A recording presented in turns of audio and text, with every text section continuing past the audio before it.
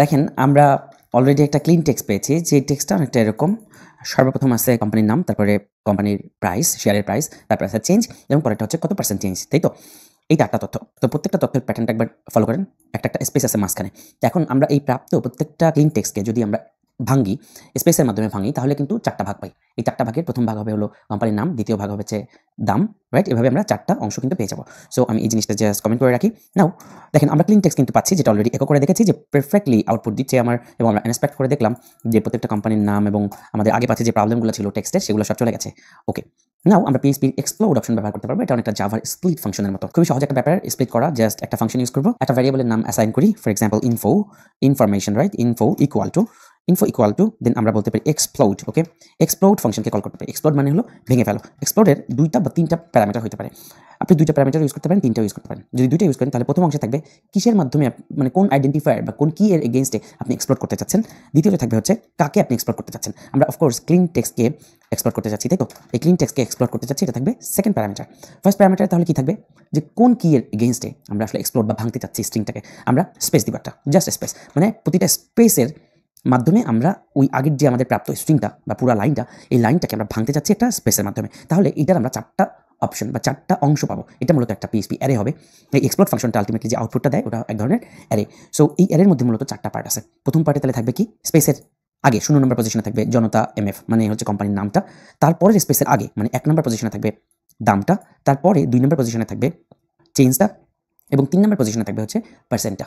ওকে, তার মানে স্পেসের মাধ্যমে ওই স্ট্রিংটাকে যদি আমরা ব্রেক করি, এক্সপ্লোড করি বা স্প্লিট করি, তাহলেই আসলে আমরা আমাদের কাঙ্ক্ষিত ফলাফল পেয়ে যাবো। সো আমরা ইনফোটা পেয়ে গেলাম। নাও আমি কি করতে পারি, আমি অনেকভাবে এটাকে করতে পারি। আপনি আপনার মতো করে ফর ইচ লুপ চালাও করতে পারেন, আবার আমরা চাইলে সরাসরিও করতে পারি। সরাসরি যদি করতে চাই তাহলে আমি আসলে একটা কন্ডিশন ইউজ করতে পারি যাতে করে কোনো এরর বা কিছু না হয়। ইফ দিলাম, ফার্স্ট ব্র্যাকেট শুরু শেষ, সেকেন্ড ব্র্যাকেট শুরু শেষ।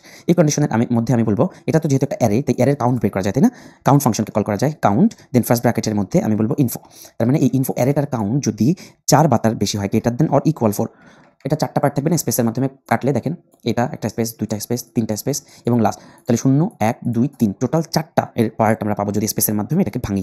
4টা পার্ট পাবো। তাহলে আমি কি বললাম, ইফ কাউন্ট ইনফো, মানে এই ইনফো অ্যারেটার কাউন্ট সাইজ যদি 4 বা তার বেশি হয়, তাইলেই কেবলমাত্র এটা এক্সিকিউশনে যাও। আদারওয়াইজ তখন আমি যেই সরাসরি ইউজ করতেছি তার নাহলে কোড এরর হওয়ার সম্ভাবনা থাকে। সো সিম্পল একটা জাভার মতো করে একটা কন্ডিশন ইউজ করলাম। নাও এবার আমি নেমটাকে আলাদা করে ফেলতে পারি। নেম ইকুয়াল টু আমি বলতে পারি এই যে ইনফো, এই ইনফো থেকে প্রাপ্ত 0 নম্বর পজিশন, এখানে আমরা থার্ড ব্র্যাকেট ইউজ করতে পারি। এবং 0 নম্বর পজিশনের যে ভ্যালুটা আমরা পাবো, যেহেতু আমরা এক্সপ্লোর করতেছি স্পেসের মাধ্যমে, তাহলে 0 নম্বর পজিশনে আমরা কোম্পানির নামটা পাবো না। So name equal to info 0। আমরা একটু করে দেখি আগে নেমটা কাজ করে কিনা, তারপরে আমরা বাকি সিদ্ধান্তগুলো নিই। ওকে, দেন নেমের পরে আমরা জাস্ট একটা একো করে দিই, জাস্ট বিআর।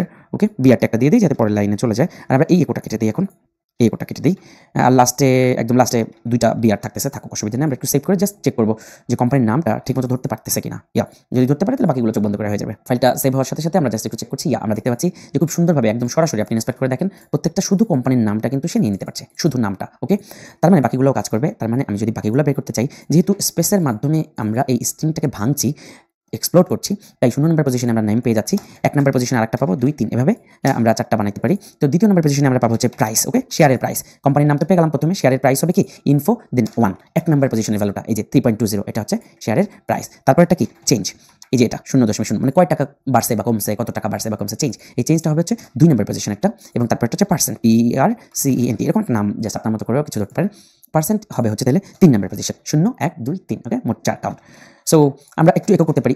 এই নেমের এখানে আমরা যেটা করতে পারি, একটু সুন্দর করে এটাকে অ্যাসাইন করে দিতে পারি। আমরা এখানে বলতে পারি ডাবল কোটেশনের মধ্যে বলতে পারি না, নেম দেন নেমের পরে ক্লোন দিয়ে স্পেস দিয়ে দেন ডট সাইন দিয়ে নেম দেন বিআর, এভাবে বলতে পারি না? তাহলে এক্স্যাক্টলি আমরা মানে ডিফারেন্সিয়েশন বা এর পার্থক্যটা ধরতে পারি। যেহেতু প্রত্যেককে আমরা আলাদা করলাম, তাহলে 4 জনের জন্য আমি 4টা ইউজ করতে পারি। সো আমরা বলতে পারি না প্রাইস, দেন এই প্রাইসটাকে অ্যাসাইন করে দিতে পারি, চেঞ্জটাকে অ্যাসাইন করে দিতে পারি, দেন পার্সেন্টটাকে অ্যাসাইন করে দিতে পারি। নাও আমরা একটু সেভ করবো, দেন আবার একটু রান করে দেখবো। তার মানে আমি এক্সপ্লোড অপশনের মাধ্যমে স্পেসের মাধ্যমে স্ট্রিংটাকে 4টা ভাগ করে ফেললাম, স্ট্রিংটাকে আসলে এক্সপ্লোড করলাম, এবং এটা 0 1 2 3 প্রত্যেকটা পজিশন অনুসারে স্পেসের মাধ্যমে যেহেতু ভাগ হয়ে গেছে, তাই আমি খুব ইজিলি এদেরকে খুঁজে পেলাম। এবং যতবারই আমি এই পিএইচপি কোডটা চালাবো, যতদিন না পর্যন্ত ওই ওয়েবসাইটের কোনো মানে বিশেষ পরিবর্তন না হবে বা আমার ফাইলে কোনো বিশেষ পরিবর্তন না হবে, এই সিস্টেম ওয়ার্ক করতে থাকবে। বিকজ অল দ্য টাইম সেমভাবে ডাটাটা আসবে, যতই প্রাইস আপ ডাউন আর যাই করুক অসুবিধা নেই, সেম ঘটনা ঘটতে থাকবে। তো চলেন এবার একটু চেক করে দেখি জিনিসটা ওয়ার্ক করে কিনা। আমরা দেখতে পাচ্ছি প্রথমে নেম, জনতা এমএফ, প্রাইস 3 টাকা 20 পয়সা, চেঞ্জ এবং পার্সেন্ট। সেমভাবে আমরা পরবর্তী কোম্পানির জন্য নাম, দাম, চেঞ্জ এবং পার্সেন্ট, পরবর্তী কোম্পানির জন্য নাম, দাম, চেঞ্জ এন্ড পার্সেন্ট, এবং যেটা মাইনাস আছে মানে দাম কমছে ডাউন, সেটা কিন্তু আমরা মাইনাস দেখতে পাচ্ছি। সো এটা নিয়ে আমরা কিন্তু কাজও করতে পারবো, সামনে কত টাকা বাড়ছে না কমছে এটাও আমরা আইডেন্টিফাই করতে পারবো। বাট আমরা যদি এই পিএসপি ফাইলের মাধ্যমে শেয়ার মার্কেটে হিট করে সেখান থেকে সকল কোম্পানির নাম, দাম ইত্যাদি সকল তথ্য এনে এখানে দেখতেও পাই, এটা দিয়ে আমরা খুব বেশি কিছু করতে পারবো না। স্টিল নাও করতে পারবো আমরা জেসন টেসন বানায় এখনই অ্যাপসের মধ্যে গ্রিড ভিউ অথবা লিস্ট ভিউ অথবা রিসাইক্লার ভিউ ব্যবহার করে সুন্দর একটা অ্যাপস তৈরি করে ফেলতে পারবো, কোনো সমস্যা নেই। কিন্তু আমাদের আলটিমেট উদ্দেশ্য কি? আমার ধরেন অ্যাপসের মধ্যে 1000 ইউজার প্রতিবার এই DSE.php ফাইলকে হিট করবে, আর প্রতিবার 1000 বার ও ঢাকা স্টক এক্সচেঞ্জে যাবে, 1000টা হিট করবে। সো ব্যাপারটা কি হলো বলেন? ব্যাপারটা আপনার সার্ভার থেকে হিটটা যাচ্ছে কোথা থেকে? আপনার সার্ভার থেকে শেয়ার মার্কেটের ওয়েবসাইটে। তো প্রতি মুহূর্তে এমন হতে পারে না যে আপনার অ্যাপসে 1 লাখ ইউজার যদি প্রতি সেকেন্ডে অথবা প্রতি 1 মিনিটে 1 লাখ হিট করে শেয়ার মার্কেটের ওয়েবসাইটে, আপনার ওয়েবসাইটের থ্রুতে, জিনিসটা কি হলো? ওয়াইজ ডিসিশন হলো না। তাহলে আমরা আলটিমেটলি কি করবো বলেন তো? আলটিমেটলি এই যে নাম, দাম ইত্যাদি তথ্য পাইছি, এই তথ্যগুলোকে আমরা এখন ডাটাবেসে রাখবো এবং আমাদের উদ্দেশ্য হবে ডাটাবেসে রেখে দেওয়া, এবং ডাটাবেসে প্রতিটা এই যে আমি যখন এখন ক্লিক করছি এই তথ্যগুলো চলে আসতেছে, তাই তো? তথ্যগুলো চলে আসতেছে, ব্যাক ডাটাবেসে আমরা রাখবো, এবং যদি এক্সিস্টিং থাকে তাহলে আমরা আপডেট করে দেবো। Very simple. ডাটাবেসে আমরা একটা রো কলাম বানাবো, সেখানে আমরা রেখে দিব। যদি না থাকে এই কোম্পানিটা ইনলিস্টেড, তাহলে আমরা ডাটাবেসে ইনসার্ট করবো, আর যদি থাকে তাহলে এই যে নাম তো ঠিকই থাকবে সবসময়, প্রাইস, চেঞ্জ এবং পার্সেন্ট, এই তথ্যগুলো আমরা আপডেট করে দেবো। Simple, very simple. তাহলে আলটিমেটলি কি হবে? আমি ইউজারকে যখন মানে আমার অ্যাপসের ইউজারকে যখন আমি ডাটা দেখাবো, তখন আসলে এই DSE.php ফাইলকে ইউজ করবো না, এই DSE.php ফাইল ইউজ করবো না, অন্য একটা ফাইল ইউজ করবো, ফর এক্সাম্পল hello.php। ওই hello.php এর মাধ্যমে সে কি করবে? সে শুধুমাত্র ডাটাবেস থেকে যা তথ্য আছে টাচ করে বের করে ইউজারকে ডেলিভারি করে দেবে জেসন হিসেবে। ইউজার জাস্ট শেয়ার মার্কেটের দাম দেখতে পারবে।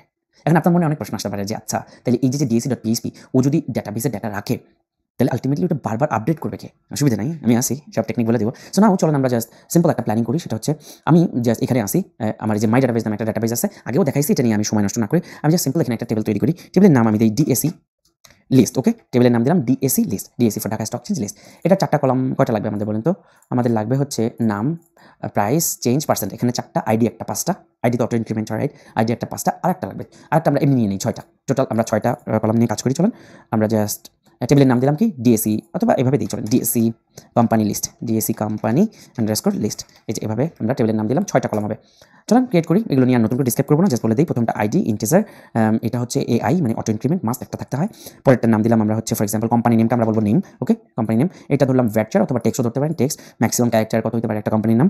50, 100ই ধরলাম ফর এক্সাম্পল, 100। ডিফল্ট ভ্যালু নাল, অসুবিধা নেই। নেম, তারপর এটা হচ্ছে প্রাইস আমরা কি ধরবো? আমরা ধরতে পারি এটা ফ্লোট, ফ্লোট ধরতে পারি।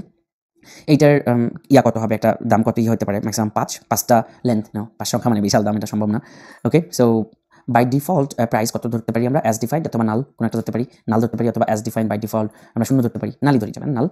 ওকে, সো নাম, দাম, প্রাইস হয়ে গেল। তারপর চেঞ্জ মানে কত টাকা শেয়ারের দাম আগের দিনের তুলনায় বাড়ছে না কমছে, চেঞ্জ কত। সো এটাও আমি ধরলাম ফ্লোট।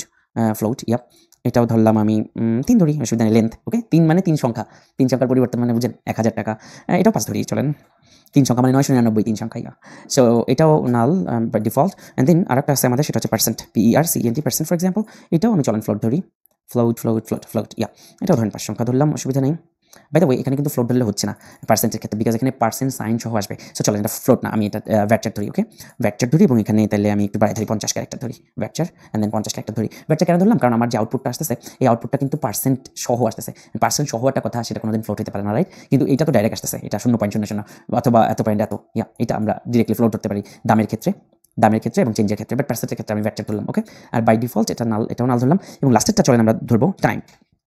এই টাইমটা আমরা একটু ট্রিকি বেঁচে ধরি, আমাদের যাতে এটা নিয়ে টাইম নিয়ে আমাদের কোনো ভাবাই লাগবে না, টাইম একা নিয়ে নিবি। ওকে, সো আমরা সিলেক্ট করবো ডেট টাইম, এই যে ডেট টাইম, এখানে ডাটা টাইপ ডেট টাইম, এবং আমরা এখানে লেন্থ এটা দরকার পড়বে না।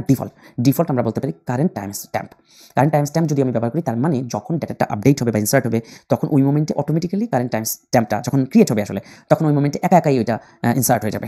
চাইলে আপনিও চেঞ্জ করতে পারেন, বাট এটা আমরা জাস্ট এমনি দেওয়ার জন্য দিয়ে রাখি আর কি। বাট আমাদের এইগুলো লাগবে আলটিমেটলি। সো চলেন আমরা জাস্ট টেবিলটা তৈরি করে ফেলি। এখন আসেন যে আমরা এই যে ফাইলটা তৈরি করেছি, এই ফাইল থেকে তথ্যগুলো যাতে এখন এই ডাটাবেসে ঢোকে সেটার ব্যবস্থা করবো। ওকে, তো স্টেপ বাই স্টেপ করি। আমি এই লেকচার দীর্ঘায়িত না করি, জাস্ট প্ল্যানটা করে রাখলাম। আমরা পরবর্তী লেকচারে সার্ভারে বা আমাদের ডাটাবেসে এই DSE.php ফাইলকে যখনই রান করা হবে, তখনই সকল তথ্যগুলো যাতে এই সার্ভারের ডাটাবেসে, মাই ডাটাবেসে এই DSE কোম্পানি লিস্টের মধ্যে ঢুকে যায়, সেটার ব্যবস্থা করবো। ওকে, দেখা হচ্ছে পরবর্তী লেকচারে।